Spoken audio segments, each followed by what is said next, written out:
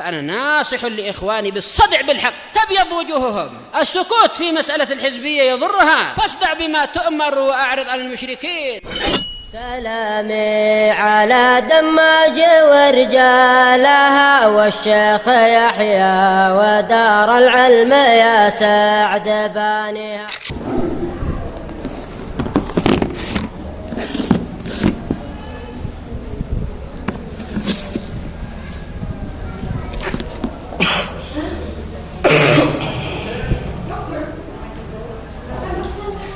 Bismillahirrahmanirrahim.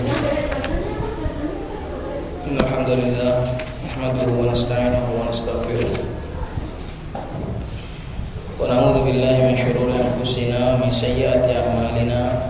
Man yahdihillahu fala mudilla lahu wa man yudlil fala hadiya lahu. Wa asyhadu an la ilaha illallah wahdahu la syarika lahu wa asyhadu anna Muhammadan abduhu wa rasuluh. Sallallahu alaihi wa ala alihi wasallam. Qala Syekh Abu Abdillah wafaqahullah ta'ala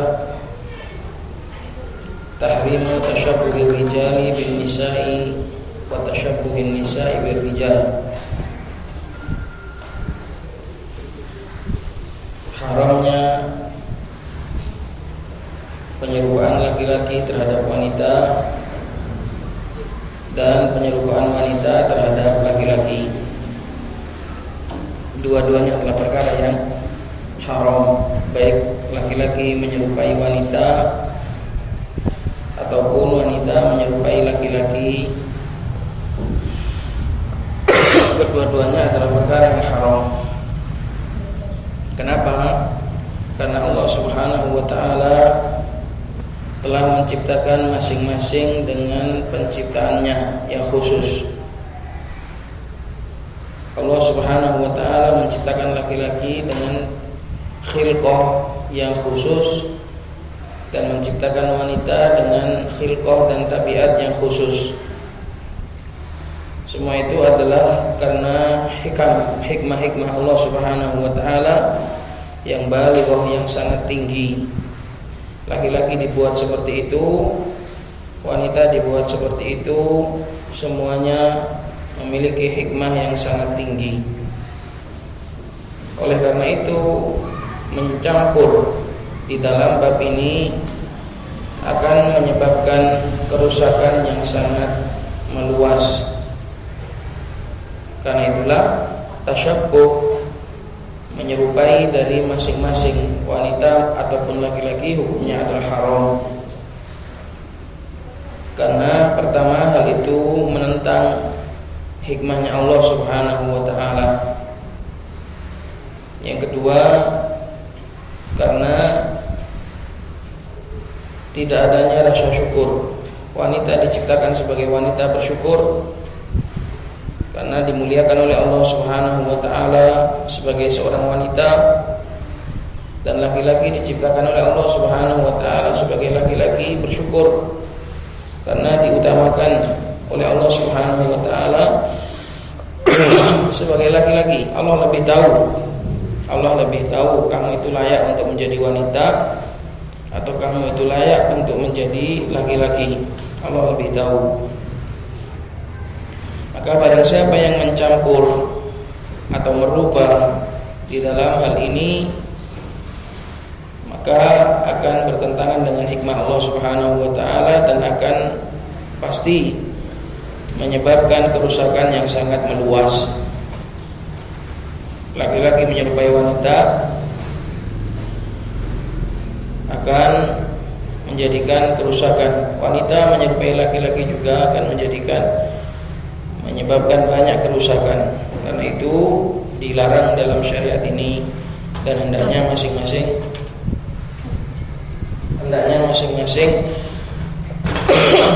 berada pada penciptaannya, pada aslul khilqah, pada asal penciptaannya.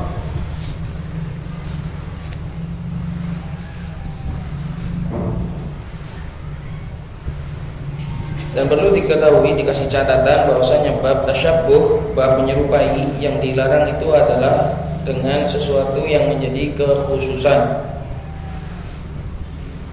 dalam perkara-perkara yang menjadi kekhususan. Adapun perkara itu mustarak, maka tidak ada bab tasyabbuh. Dikasih catatan secara umum, bab tasyabbuh hanyalah dalam perkara-perkara yang menjadi ciri khas atau kekhususan. Adapun dalam perkara-perkara yang mustarak, dalam perkara-perkara yang di situ berserikat, maka tidak ada bab tasyabbuh di situ. Maka larangan tasyabbuh dengan kufar juga dalam hal-hal yang menjadi kekhususan mereka.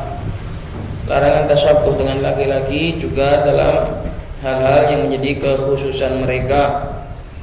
Larangan tasyabbuh dengan wanita juga dalam hal-hal yang menjadi kekhususan mereka. Maka hukum tasyabbuh ini kadang tidak paten, karena nanti dalam beberapa sebagian perkara atau dalam sebagian waktu perkara itu menjadi kekhususan laki-laki, di sebagian tempat hal itu menjadi kekhususan wanita.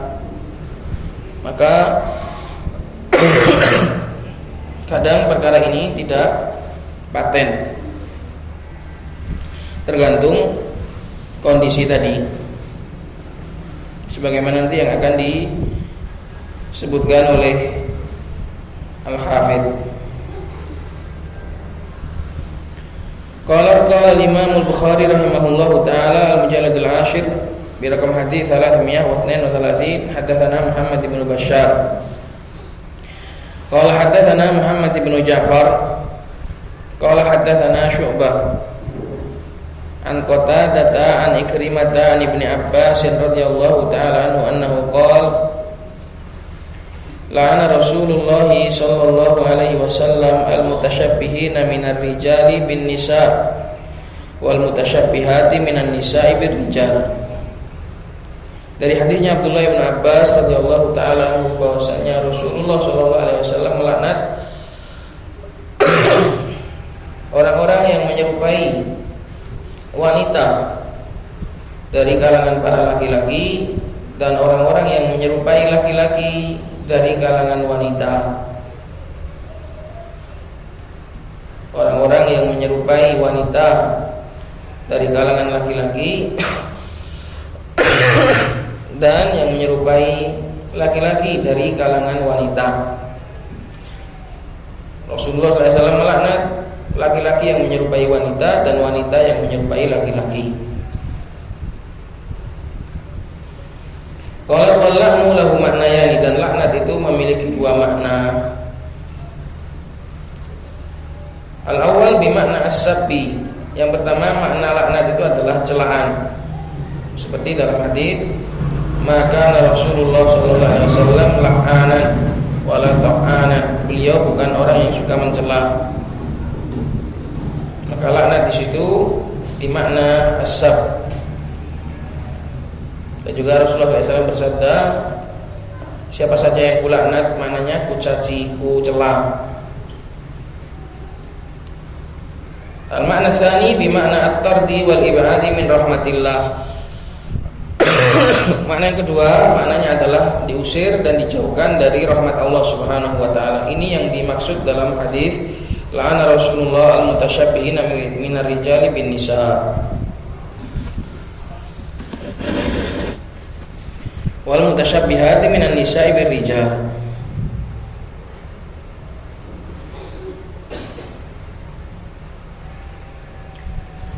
Yang dimaksud dalam hadis ini adalah makna yang kedua, yaitu at-tardu wal ib'adu min rahmatillah.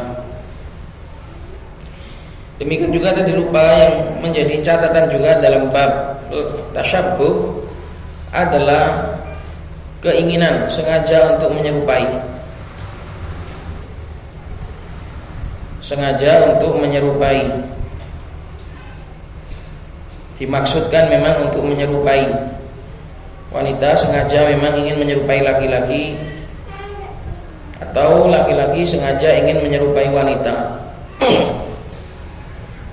Itu juga muktabar, syarat keinginan itu muktabar.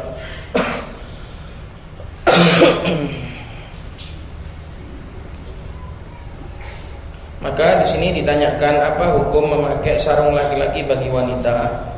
Biasanya sering dalam sholat. Wanita sering sholat itu kadang memakai sarung laki-laki. Maka sesuai dengan syarat tadi, adanya keinginan untuk menyerupai, rata-rata wanita itu tidak ingin menyerupai laki-laki, cuma hanya karena memang itulah ada sarung itu yang ada.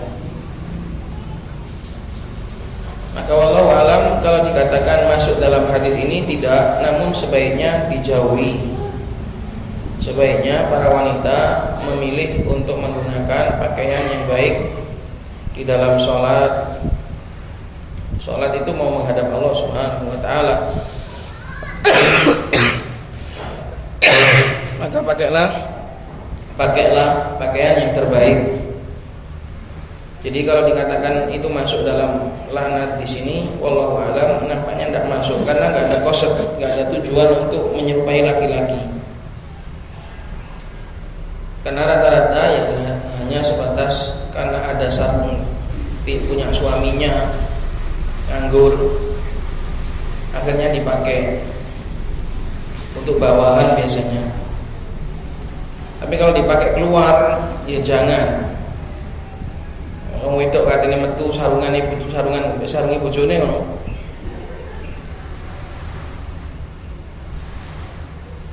Karena kalau keluar itu tasyabuhnya lebih kental karena kelihatan. Tapi kalau dalam sholat, wallahu alam, nampaknya kalau masuk dalam hadis ini kayaknya tidak. Tapi sebaiknya dijauhi, hendaknya memilih sarung khusus wanita atau sarung yang sendiri ketika dipakai sholat. Kenapa nggak masuk? Karena dia memang nggak sengaja untuk tasyabuh, nggak sengaja untuk tasyabuh. Kecuali kok kalau sholat itu terus dia itu pakai sarungnya suaminya sak gamis-gamis bojone barang digawe yo, itu tasyabuh namanya. Sak juga-juga bojone barang digawe, sak sorban-sorbane sekalian. Maka itu tasyabuh kalau itu. Cuma biasanya wanita itu tidak seperti itu. Mereka tetap pakai mukena, tapi bawahannya pakai sarungnya suaminya biasanya. Maka sebaiknya dijauhi.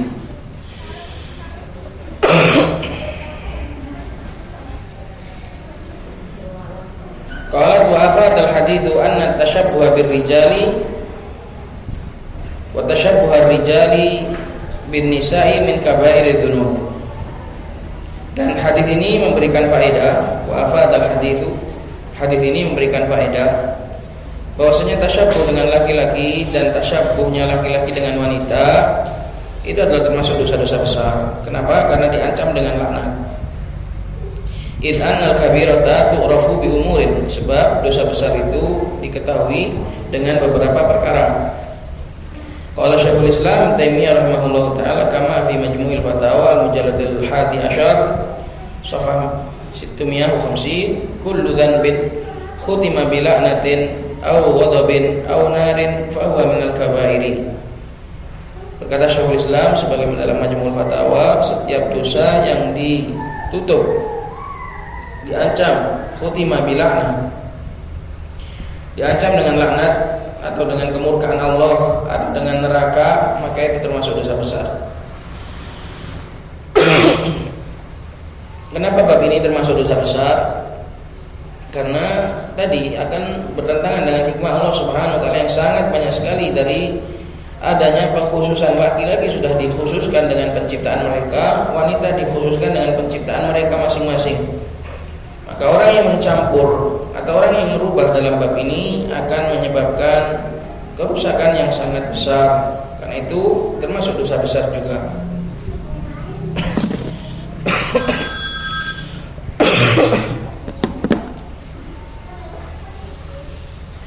Qala wal haditsu yashmalu tashabbuha birrijali fi harakatihim wa ziyyihim wa fi shaut. Hadis ini juga mencakup menyerupai laki-laki di dalam gerakan mereka, dalam gaya berjalan mereka. Wanita memiliki kekhususan, mereka itu feminim. laki-laki memiliki kekhususan mereka itu gentle. Maka kalau ada wanita yang menyerupai laki-laki dalam gaya berjalan, di dalam gaya gerakan, maka ini adalah termasuk dalam hadis ini. Bagaimana hukumnya wanita belajar silat? Nah, ini juga dikhawatirkan silat itu juga termasuk kekhususan gaya gerakannya laki-laki. Maka wallahu a'lam hendaknya dijauhi, karena memang bukan kegunaannya wanita itu untuk bersilat. Wanita itu ya lemah, wanita itu ya dilindungi. Oh kok jenalan terus nyadu ibu june.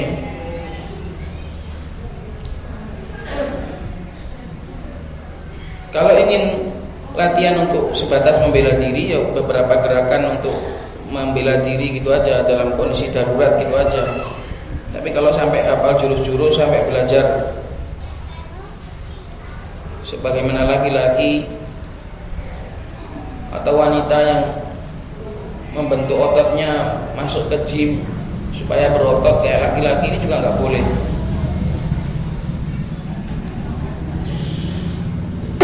Wanita ya senamnya senam wanita, senam yoga biasa tanpa ada muharramat, untuk menjaga kesehatan, menjaga bentuk tubuh gitu aja. Jangan sampai angkat-angkat yang berat, latihan otot kayak laki-laki itu juga termasuk tasyabbuh.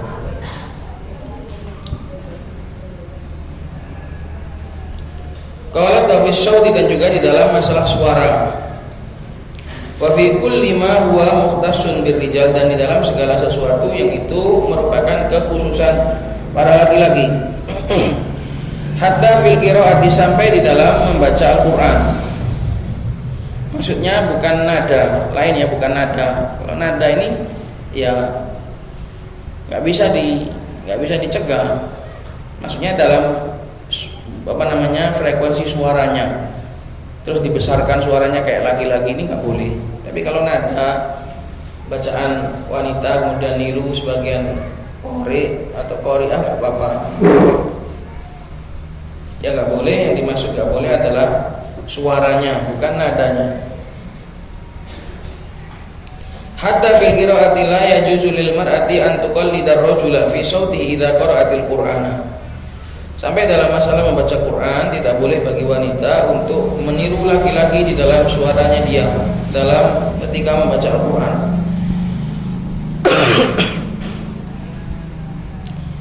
Wal yatafattanna lihada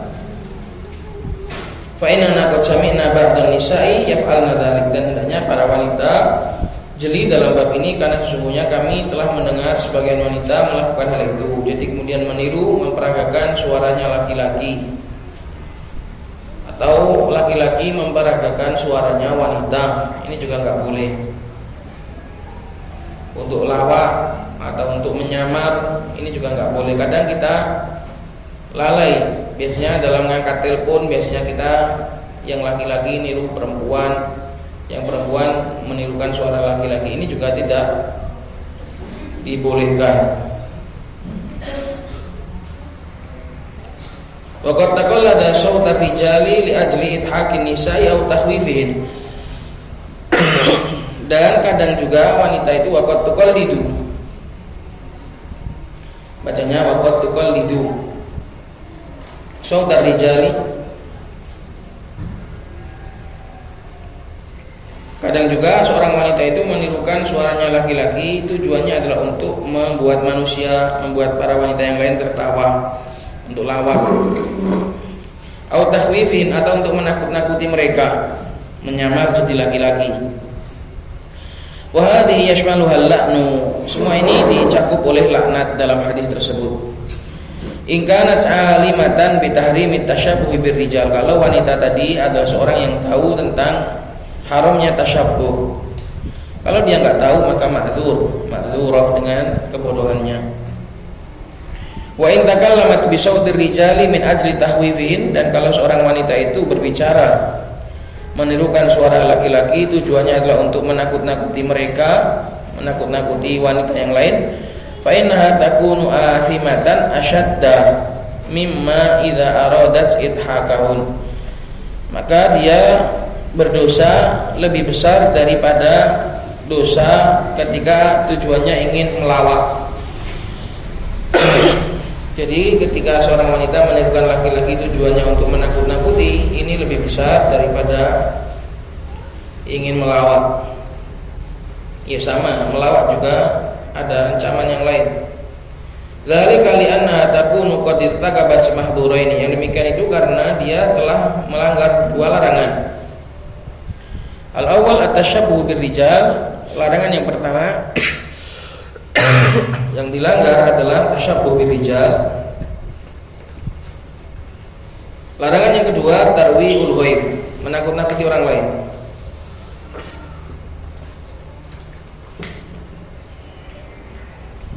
Sama, membuat tertawa juga ada larangan. Maka dua-duanya tidak boleh. Waqad qala an-nabiy sallallahu alaihi wasallam la yahillu li muslimin an yurawwi'a musliman. Nabi sallallahu alaihi wasallam bersabda, tidak halal bagi seorang muslim untuk menakut-nakuti muslim yang lain tanpa ada tujuan yang syar'i. Kalau menakut-nakuti dengan tujuan yang syar'i seperti amar ma'ruf nahi munkar, maka enggak apa-apa. Namun yang dimaksud menakut-nakuti yang enggak boleh adalah yang tidak ada tujuan syar'i di baliknya. Qala Tabrani kama fil Fath al-Mujallad al-Ashir safhah 332 fi syarh hadits Ibnu Abbas, al-ma'na la yajuzu lirrijali at-tashabbuh bin nisa'i fil libasi waz zinati allati takhtassu bin nisa' wala al-aksu. Makna hadis ini kata Imam At-Tabrani, tidak boleh bagi laki-laki untuk menyerupai wanita di dalam gaya berpakaian dan juga di dalam hiasan, yang itu menjadi kekhususan wanita. Walal aks, demikian juga enggak boleh sebaliknya, wanita menyerupai laki-laki dalam kekhususan mereka.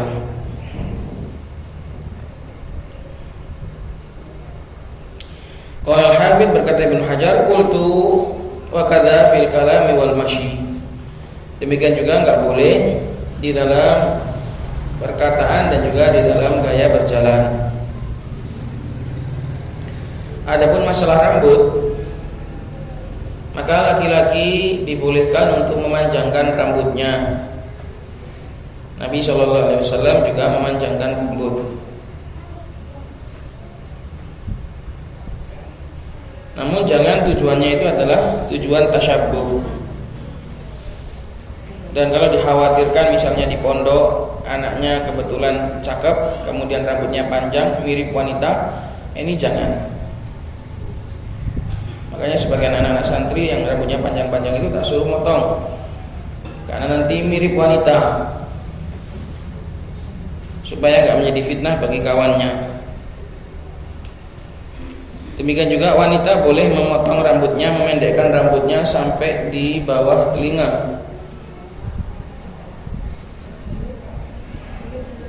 hatta tusbiha mithlal wafrah. Wanita boleh memendekkan rambutnya sampai di bawah telinga. Adapun dipangkas cepak kayak laki-laki nggak boleh, kecuali ada uzur sakit sehingga digundul dan yang semisalnya nggak apa-apa. Tapi kalau secara ikhtiari, wanita batas rambutnya potongannya itu jangan sampai di atasnya telinga alias cepak.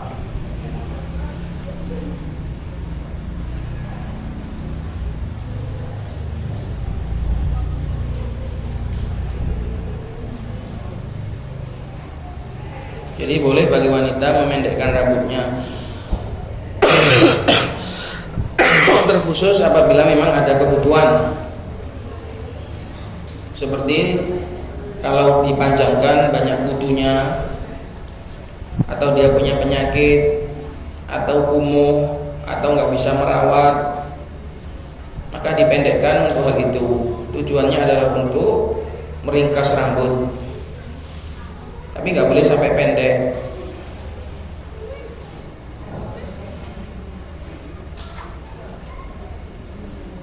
Maka itu bukan termasuk tasyabbuh. Selama masih di bawah telinga maka bukan termasuk tasyabbuh.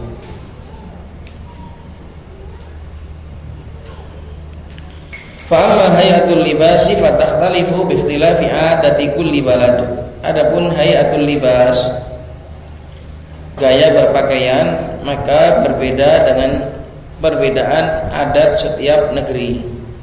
Kalau pakaian itu sudah terlebih dahulu dipakai oleh adatnya orang kafir, maka nggak boleh. Ini hanyalah membahas tentang masalah laki-laki atau wanita.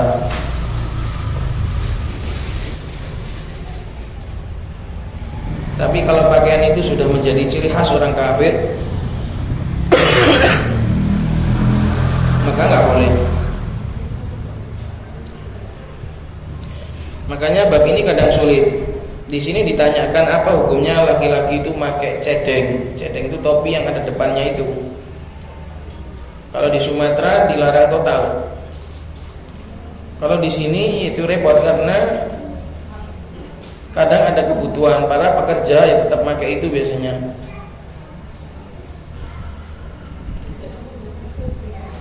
Tapi lebih bagus bagi seorang thalibul ilmi untuk berpakaian pakaian syar'i walaupun dalam kondisi bekerja.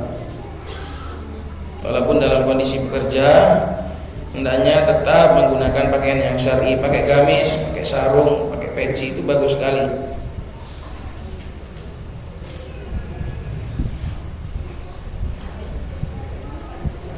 Kalau capil, topi, koboi, nah ini juga repot.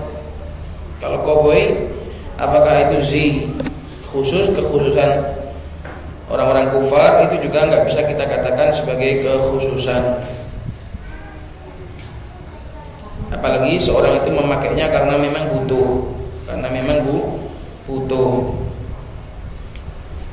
Maka bab tasyabuh ini tidak mudah, butuh pembelajaran, butuh diteliti lagi. Setiap perkara yang mau divonis hendaknya diteliti lagi. Tanyakan kepada para ulama yang lebih berilmu.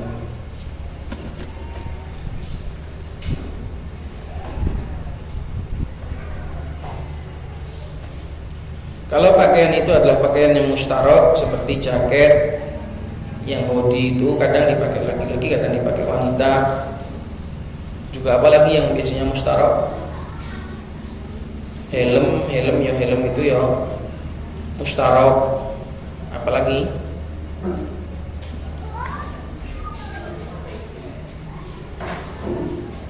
kacamata biasanya yang mustarok.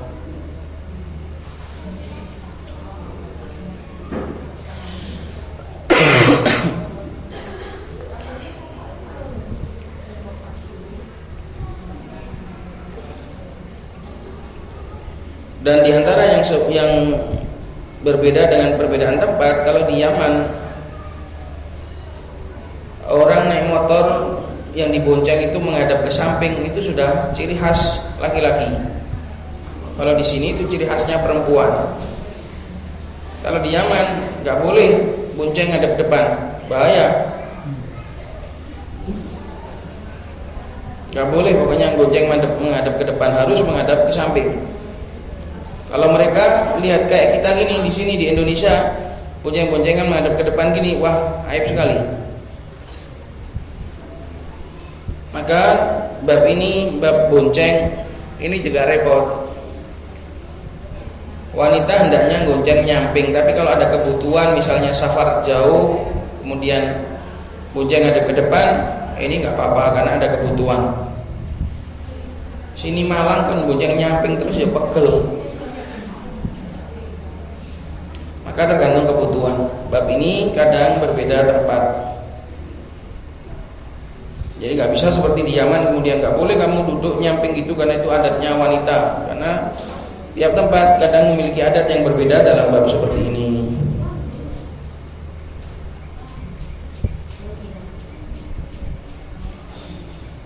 Farubba qaumin la yaftariqu ziyyu nisa'ihim min rijalihim fil labsi.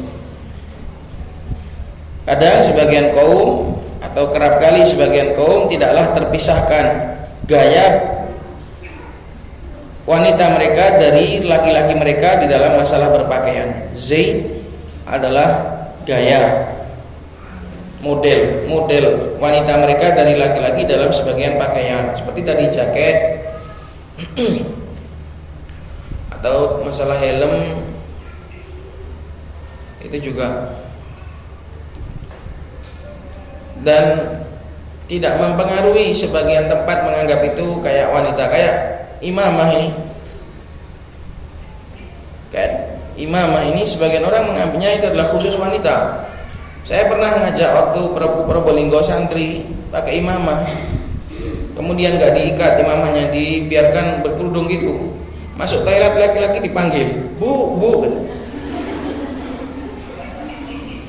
si Ramadan, diteriaki sama orang-orang di masjid, bu, salah toilet, dikiranya perempuan. Ikut tertawa nggak habis-habis.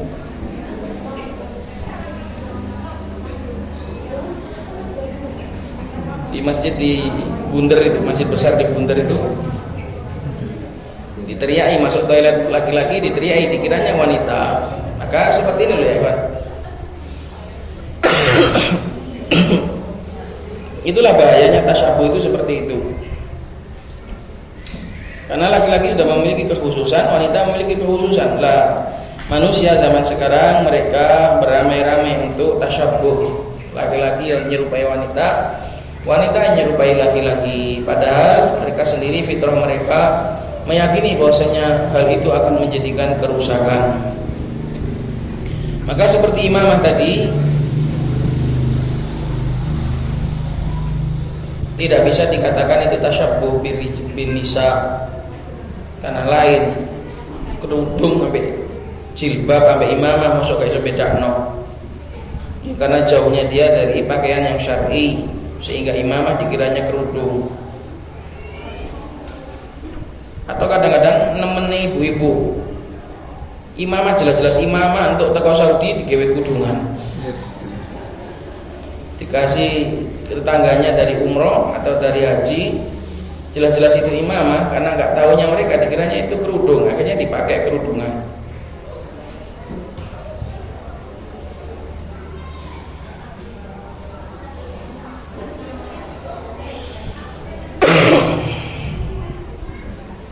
Farubba qaumin la yaftariqu ziyyu nisaihim min rijalihim fil labsi, lakin yamtazun nisa'u bil ihtijabi wal istitar. Akan tetapi tetap wanita itu terbedakan, terkhususkan dengan hijab dan juga tertutup.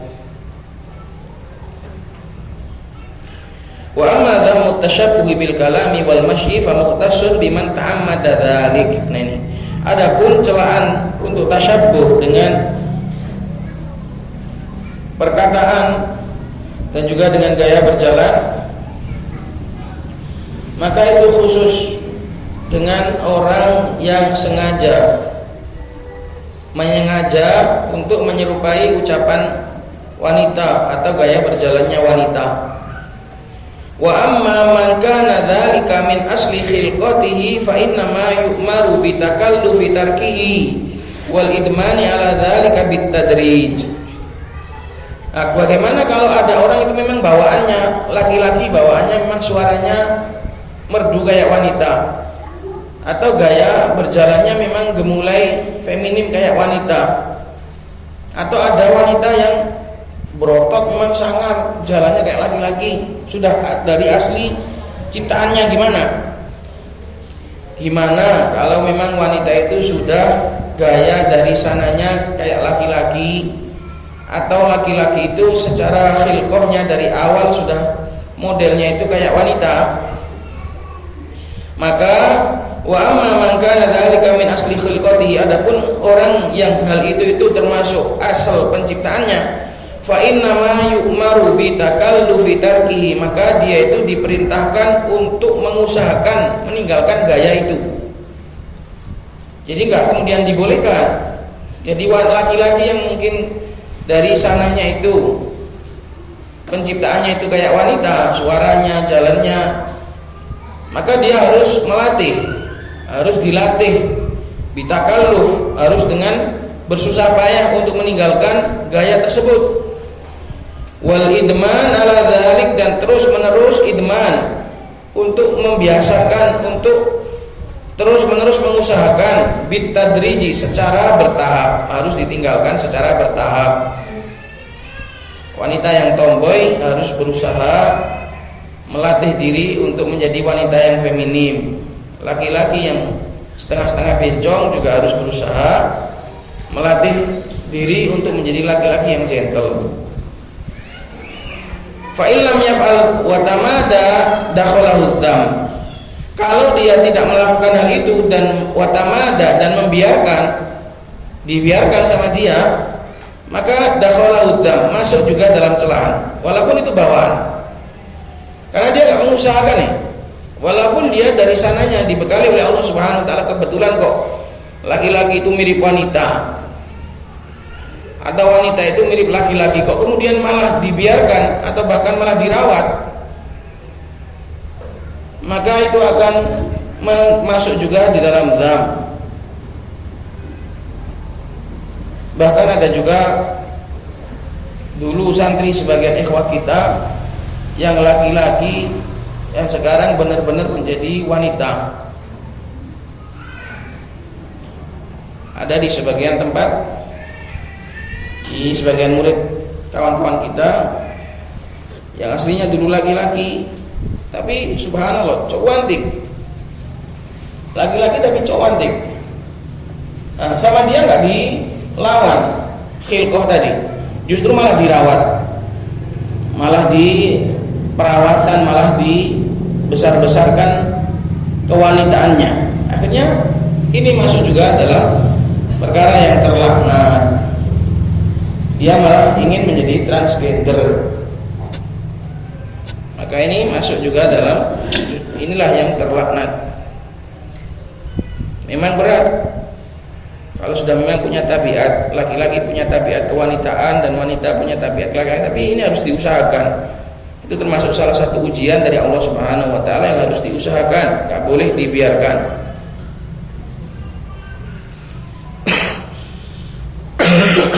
La wala siyama in bada minhu ma yadullu ala ridha bihi. Terlebih lagi apabila nampak dari seorang tadi apa-apa yang menunjukkan bahwasanya dia ridho. Laki-laki ridho, oh saya sudah diciptakan kayak gini, ya wes lah jadi perempuan aja. Atau wanita juga seperti itu, saya diciptakan oleh Allah seperti ini kok, ya wes lah jadi laki-laki aja. Nah ini malah jelas kena laknat karena ridho, karena sengaja malah tasyabbuh. Khilqah dibarengi malah ditambahi dengan kesengajaan dia atau keridhaan dia. Wa akhdhu hadza wadihun min lafdil mutasyabbihin. Dan mengambil hukum ini jelas sekali hukum bahwasanya orang yang enggak mengusahakan merubah ciptaannya. Ini jelas sekali dari lafaz mutasyabbihin. Tasyabbaha itu adalah orang yang bersusah payah untuk mirip. Sorof, bentuk fi'il itu mempengaruhi bentuk aslinya. Bunyi bacaan fi'il itu juga berdampak pada faktanya. Seperti tasyabbaha dibaca dalam dan tasdid, itu juga secara fakta itu juga gitu, bersusah payah untuk mirip, itu namanya tasyabbaha, memirip-miripkan. Nah orang yang seperti ini, yang dia punya aslul khilqah, yang melawan jenisnya, maka dia harus melawan. Karena kalau dia nggak melawan berarti dia tasyabbaha, malah berusaha memirip-miripkan dengan wanita atau memirip-miripkan dengan laki-laki. Maka nggak bisa dibantah, lo kan nggak boleh merubah ciptaan Allah. Saya kan sudah diciptakan mirip wanita. Lo enggak, ciptaan Allah itu laki-laki diciptakan laki-laki ya khusus dengan sifat-sifat laki-laki, wanita ya khusus dengan sifatnya wanita. Jadi nggak boleh saling menyerupai. Makanya kalau seandainya ada wanita berkumis, maka ini juga dibolehkan untuk mencukur kumisnya, karena itu bukan khilqahnya wanita. Kalau seandainya ada wanita yang mungkin keluar dari kebiasaan kemudian dia berkumis, berjenggot atau enggak? Wanita berjenggot?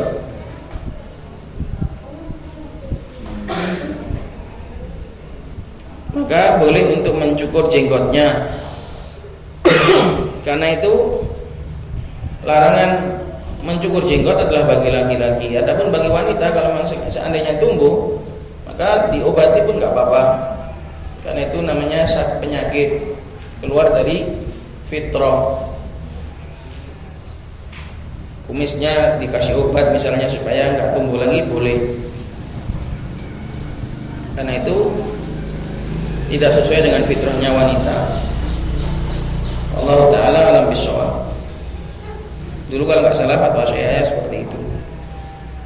Dan juga kemarin para akhwat bertanya tentang hukum meluruskan rambut atau mengkeritingkan rambut. Saya cari dari jawabannya para ulama, Syekh Fauzan, Syekh Ibnu Utsaimin, dan juga lajnah-lajnah yang lain. Mereka mengatakan hal itu tidaklah mengapa, tidak sampai merubah ciptaan Allah Subhanahu wa Ta'ala. Namun disarankan bagi adik-adik yang belum punya kebutuhan, hendaknya tidak perlu buang-buang duit untuk hal itu. Yang bagi yang punya kebutuhan untuk zina, untuk berhias bagi suaminya nggak apa-apa. Tapi kalau yang belum ada kebutuhan, sebaiknya duitnya dipakai jajan saja. Ya jajannya ya ikut. Itu. Maka hukumnya boleh, kecuali kalau rambut itu dirubah, disuntik mati atau diganti, ditanam rambut model lain, rambutnya hitam, kemudian dia pengen pirang, kemudian datang ke tukang operasi, kemudian minta ditanam rambut merah atau rambut hijau. Nah, ini nggak boleh, ini yang merubah. Tapi kalau meluruskan dan mengkeritingkan itu, kata para ulama, belum sampai merubah, itu hanya merawat. Itu hanya merawat.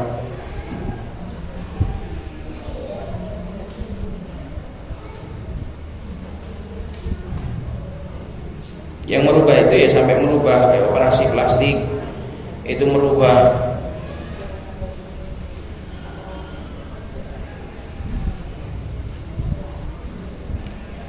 Tapi kalau merawat seperti badan dijaga, bentuk fisik dirubah dengan cara olahraga, nah itu tidak apa-apa. Itu bukan termasuk merubah. Demikian jawaban dari para ulama.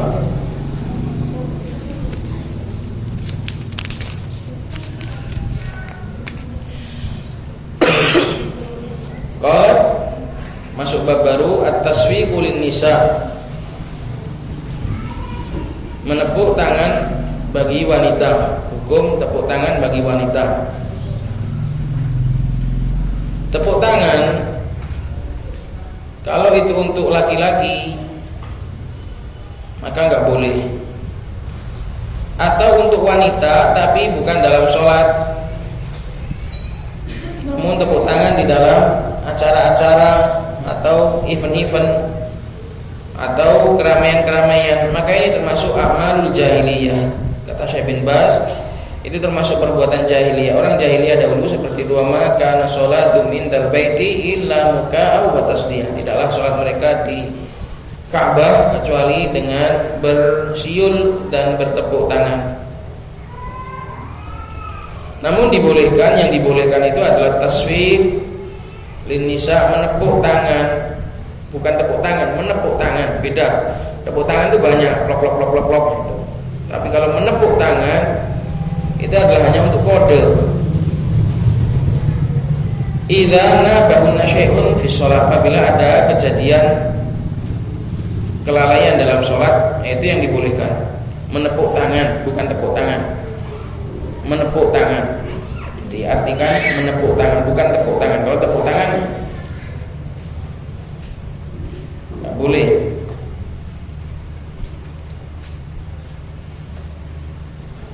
Kenapa? Karena wanita itu diminimalisir, diminimkan seminim-minimnya untuk bersuara dalam sholat. Kalau laki-laki kalau ada kesalahan pakai subhanallah, tapi karena wanita itu mereka sifatnya tertutup, maka pakai kode. Nah, kode yang paling gampang ya ini menepuk tangannya. Apa kode opo nek mau sikile digedruk buak. Ini termasuk kode yang paling gampang sehingga dibolehkan oleh syariat.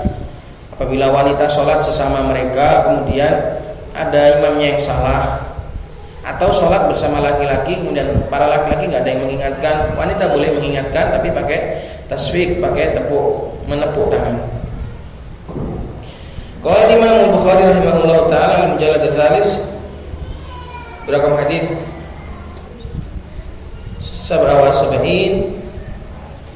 Haddatsana Ali bin Abdullah qala haddatsana Sufyan qala haddatsana Zuhri an Abi Salamah an Abi Hurairah radhiyallahu ta'ala anhu an Nabi sallallahu alaihi wasallam annahu qala at-tasbihu lirijali wat tasfiqu lin-nisa. Tasbih mengatakan subhanallah itu adalah cara meralat salat bagi laki-laki, dan bertepuk atau menepuk tangan itu adalah cara meralat salat bagi wanita. Nah, di sini setelah bab tasyabbuh kemudian diikutkan bab tasfiq, wallahu a'lam, karena beliau ingin menjelaskan bahwasanya wanita dan laki-laki itu dibedakan. Banyak dalam perkara wanita dan laki-laki itu dibedakan, sampai dalam masalah mengingatkan kesalahan dalam sholat saja laki-laki dibedakan, laki-laki pakai subhanallah, wanita pakai menepuk tangan. Lah, gitu kok mau dicampur? Itu kok mau disamakan antara laki-laki dan perempuan? Dalam cara mengingatkan sholat saja beda. Maka ini termasuk kekhususan laki-laki dan kekhususan wanita. Maka nggak boleh laki-laki menyerupai wanita dalam bab ini. Mengingatkan imam kemudian laki-laki nepuk tangannya nggak boleh, atau wanita mengucapkan subhanallah nggak boleh. Wa akhrajahu Muslim al-mujallad awal safhah 318 wa Tirmidzi wa Abu Dawud al-mujallad awal safhah 310 wa Ahmad al-mujallad tsani safhah 241. Hadis ini diriwayatkan oleh beberapa imam di atas. Walam yarid kaifiyatut tasfiqi fi sholati indal hajah, dan tidak ada datang penjelasan bagaimana cara menepuk tangan di dalam sholat ketika dibutuhkan. Tidak ada caranya. Wa ma dzakarahu ba'dul ulama annal mar'ata tadribu batna kafihal aiman ala dhahri kafihal aisar. Adapun apa yang disebutkan oleh ulama bahwasanya caranya wanita itu memukulkan perut telapak tangannya yang kanan pada punggung telapak tangannya yang kiri. Jadi dibalik, yang kiri dibalik, yang kanan biasa. Tidak perut ketemu perut, tidak bagian dalam ketemu bagian dalam. Itu yang disebutkan oleh sebagian ulama. Namun nanti akan disebutkan nggak ada pembatasan dalam bab ini. Boleh tepuk seperti biasa itu ya boleh dibalik gitu ya boleh, pakai dua jari sebagaimana dalam catatan kaki itu juga boleh. Itu di catatan kaki nomor 1, qala Sunani fi Subulis Salam al-mujallad awal safhah 200 wa 32 kaifiyatuhu kama qala Isa bin Ayyub antadriba bi usbu'aini min yaminiha ala kafir aisar. Caranya adalah wanita itu memukulkan dua jarinya dari tangan kanan kepada tangan kirinya. Dua jari dipukulkan. Bunyi enggak dua jari dipukulkan? Dua Pak, sabun satu. Nah. Yang tangan kirinya bukan jari juga. Nah gitu. Ya bunyi juga. Maka bebas dalam bab ini, boleh menepuk tangan seperti biasa, boleh pakai caranya Isa bin Ayyub ini, boleh juga yang lain. Namun dengan satu syarat, wala tadribu batna kaffin ala batni kaffin ala wajhil la'ibi wal lahwi, dan enggak boleh memukulkan bagian dalam telapak tangan ke bagian dalam telapak tangan yang lain dengan model bermain-main dan bersendagurau. Enggak boleh guyonan. Gue mentang-mentang lu dikeploi terus, enggak boleh. Fa in fa'alat hakadha ala jihatil la'ib batalat sholatuha. Kalau dia wanita tadi sengaja melakukan tepuk tangan itu model bermain-main, maka sholatnya batal. Limunafatiha as-sholata, karena bertentangannya hal itu dengan gerakan-gerakan sholat. Unduri Syarah Muslim al-Mujallad ar-Rabi' safhah 145. Qala hadha at-tahdidu yahtaju ila dalil, kurang ilah. Pembatasan ini butuh dalil. Fabima annahu lam yathbut 'an Nabi sallallahu alaihi wasallam syai'un fi bayani sifatit taswir fayajuzu ala ayyi halatin wa la yuhajjaru wasi'un wallahu a'lam. Maka berhubung tidak ada yang datang dari tidak ada yang sabit dari Nabi sallallahu alaihi wasallam sesuatu pun dalam menjelaskan cara menepuk tangan, maka boleh dilakukan dengan model apa saja selama itu tujuannya adalah untuk mengingatkan. Wala yuhajjar wasi'un, dan gak boleh dibatasi perkara yang luas itu. Perkara yang luas gak boleh kita batasi, karena dari syariat luas, tidak ada pembatasan, maka kita juga tidak boleh membatasi. Wallahu a'lam. Qalat laisa 'alan nisa'i jihadun, bab baru, tidak ada bagi wanita itu jihad sebagaimana jihadnya laki-laki. Nah, ini juga menguatkan bahwasanya wanita dan laki-laki itu beda. Laki-laki punya jihad, wanita tidak ada kewajiban jihad fi sabilillah. Yang dimaksud tidak ada di sini adalah kewajibannya. Laisa 'alan nisa'i jihadun, tidak ada kewajiban jihad. Adapun wanita ikut jihad tujuannya adalah untuk membantu laki-laki atau untuk memenuhi kebutuhan suaminya, enggak apa-apa, sebagaimana yang dulu pernah kita jelaskan ketika bahas hadis al-ifaq.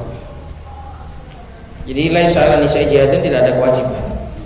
Qala Imam Al-Bukhari rahimahullah taala al-mujallad as-sadis safhah 75 haddatsana Muhammad ibn Katsir qala akhbarana Sufyan an Muawiyah bin Ishaq an Aisyah binti Talhah an Aisyah ummul mukminin radhiyallahu taala anha qalat ista'dzantu an-nabiy sallallahu alaihi wasallam fil jihad faqala jihadukunnal hajju.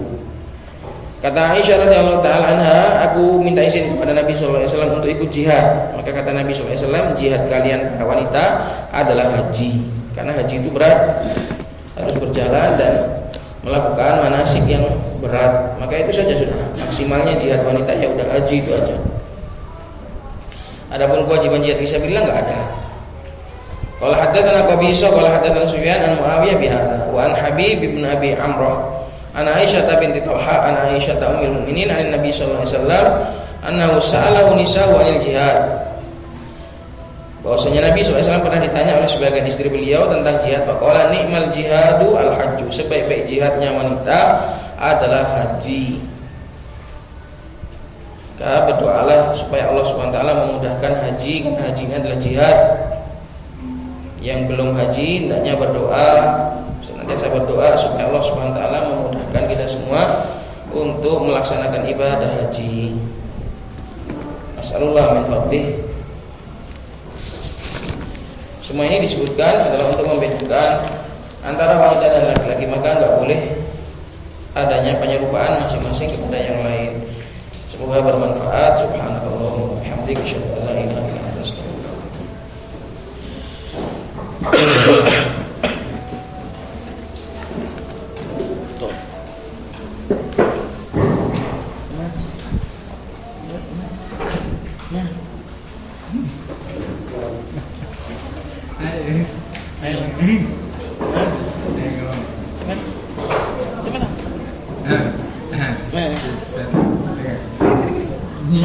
Kita Mama